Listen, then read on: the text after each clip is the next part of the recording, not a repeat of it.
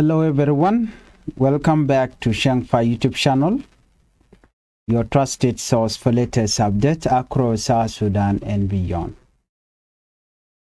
Today we bring you three important updates from South Sudan, stories that touch on justice, security, and the economy. In this report, we'll talk about a forensic expert speaking in court about digital evidence. Second, we'll talk about a strong political proposal about land and survival. And finally, we'll talk about a new order to increase oil production in South Sudan. Before we proceed with this latest update, if you are new to Changfied YouTube channel, I would like you to tap the channel by subscribing and turn on the notification bell, so whenever we upload a new video, you can be notified. Let's begin our report with digital evidence under question. We start with a major court case involving Dr. Riek Machar and several others. A digital forensic expert from South Africa has told the court that he told the court something very important. He say that many of the videos and messages used as evidence cannot be clearly linked to the accused person. What does this mean? It means the court has evidence, but it is not clear who exactly sent or received those messages. The expert, Mr.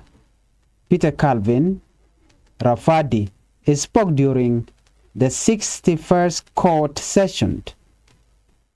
He explained how he worked on the case and how his company was selected. But during questioning by the defense lawyer, Gary Raimondo Legi, some serious concerns were raised. There was no clear official request from the government to South Africa. The expert did not know if there were other companies competing for the job. He even said he appointed himself as lead investigator. This raised questions about how the investigation was handled. So, what is even more concerning is that the expert admitted that some conclusions were based on his own interpretation, not direct proof. A money transfer of 1,500 was not clearly shown in the data. He could not confirm who owned it or who owned the certain phone numbers. So imagine this. You see a message, but you don't know who sent it. You see a video, but you don't know where it came from. That is exactly what the court is dealing with. The expert also said there is no proof money was sent by the accused. He could not confirm where the accused was at certain time. Some image may have been taken before the incident happened. This created doubt about the timeline. Some videos were found on a phone, but no sender, no receiver, no clear connection to the accused. The experts say he selected them using keywords like gun, but the defense argued that these videos are too general and not specific to the case. The expert could not even confirm if the accused person was already in custody when some videos were received. That is a very serious issue. According to the information, the court, led by Jimmy Salala Deng, has postponed the hearing. The case will continue on March 25, 2026. This case shows important, strong, and clear evidence. Without clear link, it becomes very hard for the court to make a fair decision. And for the people watching this, rests one big question. Can justice be done without clear digital proof? Now let us move on to our next report. A bold proposal for survival. Now let's move to political story that is getting a lot of attention. A member of parliament, Jer Chuang Along, has made a bold suggestion. Jer Chuang Along. He stated that RBM norm should be joined with RBA for survival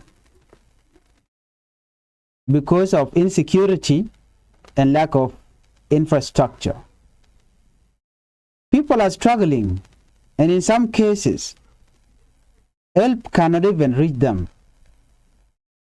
His words were very strong. He stated that if you try to go and rescue people, you may be killed on the way. That means the roads are not safe. Movement is dangerous. His idea, he believed changing administrative boundaries is not about politics. It is about saving life. He said this is not a crime. This is about survival. He described the relationship between the two areas like the nose and the mouth, meaning they cannot be separated. He also spoke about a deeper problem in South Sudan. Too much land, too few people, too many conflicts. He compared the country to Uganda, Kenya, and Rwanda. Even though South Sudan is very large, people are still fighting over land. We are one people is calling for unity, not division. What is the real problem here? Border dispute, tribal conflict, fear and insecurity. These issues are causing death, displacement, and suffering. A solution, think differently.